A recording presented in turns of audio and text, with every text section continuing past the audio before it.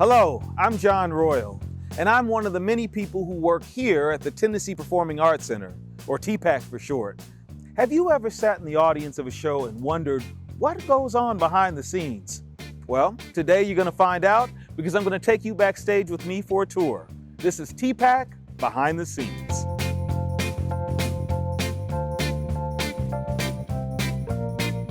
When you go see a show, you enter through the main entrance. Here at TPAC, there's a very special entrance for those who work on the stage crew or perform in the show. It's called Stage Door. Let's go get signed in. This is the holding area. This is the place at the Tennessee Performing Arts Center where so much of the gear is stored that helps make each production happen. You can find anything in here from lighting cables to power cables, ladders, even the lighting instruments themselves. Here we have a light. Electricity flows into the light. Light is produced out of the lens. If I want to change the color of this beam of light, I put a gel at the end of the lens.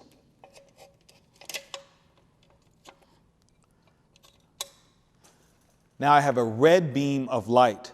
You can mix and match colors on stage, and you'll see a little bit of that when we go on stage. But up there are drawers full of different colors to choose from. Now, when we're done getting gear in here, for convenience, we can roll it right through this doorway right onto the stage. And you can see where people have already started to hang lights on stage. We've got one more stop to make. We're going to head out this door to the loading dock. Let's go. We were just in the holding area where we keep the gear that is permanently stored here at TPAC. What about the gear that doesn't belong here? Semi-trailer trucks come, they back onto our dock, and they open up. Then stagehands, like me, walk into the truck and push the gear uphill 7 degrees onto the dock, and then we load it into the theater. Let's take a look at how we get into the theater. You see this door? These large doors are called elephant doors. Why are they called elephant doors? Because it's big enough to fit an elephant through. Not just an elephant. You could fit a truck in, you could fit a large piano, you could fit a whole set piece wall right through this door.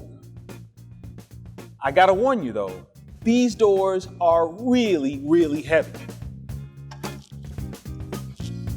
Before we get to the features on stage, let's take a look at where you sit when you come and see a show. This theater has 1,075 seats. Now that's a lot. Imagine you're sitting in the back of the very top row of the balcony. That might seem far away. In order to help the audience feel closer to the stage in a theater this size, the designers built in something very special. The part of the stage that you see here is called a semi-thrust pit.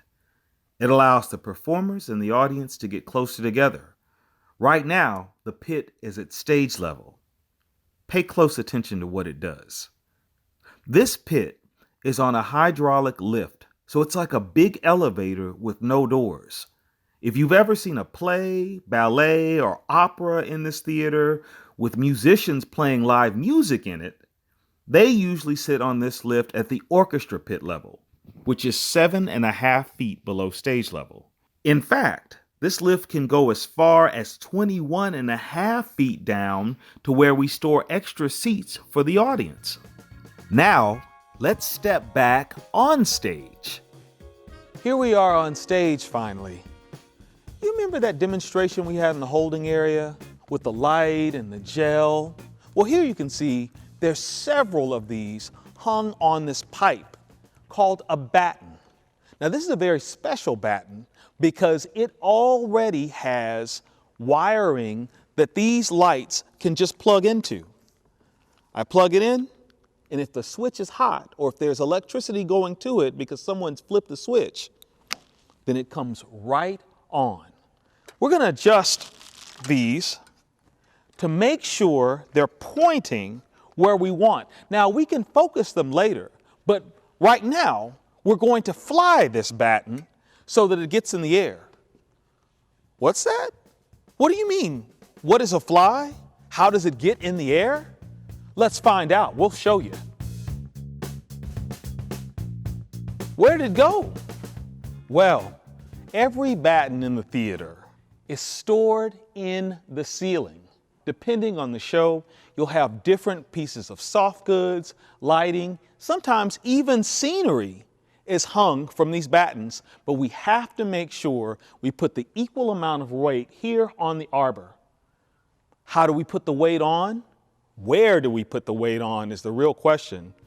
We've got to head up, all the way up, almost 90 feet up to the grid.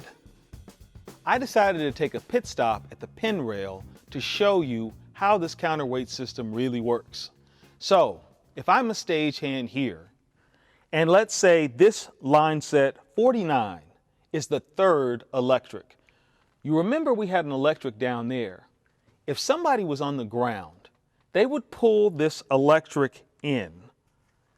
And then, when it's close to us, we would load it with these weights here.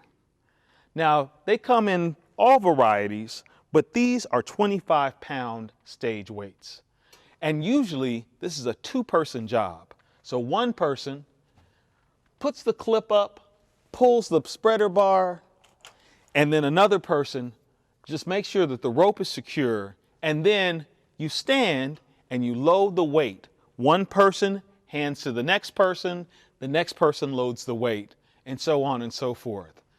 That, my friends, is how we keep the weight in balance by communicating and teamwork and making sure that we have the equal amount of weight, like I said, for everything you put on a pipe. So here we are on the grid. This is the highest point in the theater. We are 90 feet off the ground. If you look forward, you can see the aircraft cable that all of the battens in this house are hung from. Well, since we're all the way up in the air, let's take a walk to the catwalk. You remember earlier when we talked about focus? This is one of the best places for it to happen. This is the catwalk. And I'll give you a little hint. If you were to look down, we are right above the audience's heads. That's where this catwalk is. This is the perfect place to hang a lighting instrument that's going to put light on the performers' faces the farther they come down stage. The more they're lit, the easier they are to see. The easier they are to see, the more you understand what they're saying, singing, or dancing. So it helps you understand the story more. Now, you've also heard me talk about lighting and electricity and switches, and we all know that there's audio involved here as well. The sound, the music. Where are these things controlled? Where are these switches that I keep talking about?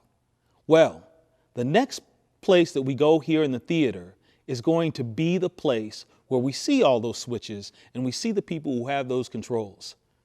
Let's take a walk to the control booths. Meet you there. When you enter this particular theater, if you look to your right or you look to your left, you'll see a doorway to a booth.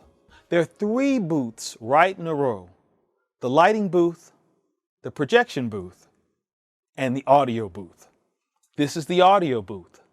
Here, our audio person, Tim, is busy making sure that sound is going to be working for the upcoming production. Just like we were in the sound booth before, this is the lighting booth. So if you see anything that is lit at any point in the theater, that's all controlled by dedicated operators like Brent here. You made it to your seat. Thank you so much for joining us for TPAC Behind the Scenes, the Technicians Tour. Hope you learned a lot about what it takes to make a show happen from the stagehand's point of view. Don't be a stranger. Come down and see us for a show anytime you can, and stay safe.